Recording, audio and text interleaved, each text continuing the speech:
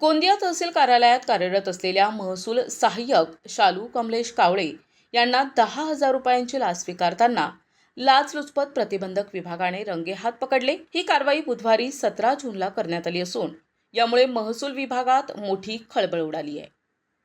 या प्रकरणातील तक्रारदार हे भारतीय नौदलाचे माजी सैनिक तसेच पोलीस विभागातील सेवानिवृत्त वरिष्ठ लिपिक आहेत।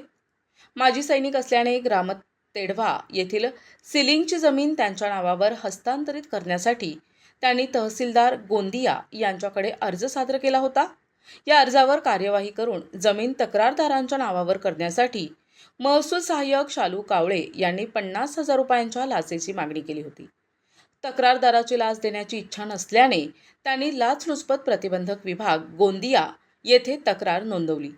16 जून रोजी तक्रारीची पडताळणी केल्यानंतर आरोपीने 50,000 रुपयांपैकी 10,000 रुपये आगाऊ रक्कम म्हणून मागितल्याचे निष्पन्न झाले, तर उर्वरित 40,000 रुपये काम पूर्ण झाल्यानंतर देण्याचे ठरले होते। त्यानुसार एसीबीच्या पथकाने 17 जून रोजी गोंदिया तहसील कार्यालयात सापळा रचून तक्रारदाराकडून 10,000 रुपयांची लाच स्वीकारताना शालू कावळे यांना रंगेहात अटक केली। कारवाई दरम्यान आरोपीकडून 10,000 रुपयांची लाच रक्कम आणि विवो कंपनीचा मोबाईल फोन जप्त करण्यात आला असून त्यांच्या निवासस्थानी झडती घेण्याची प्रक्रिया सुरू आहे।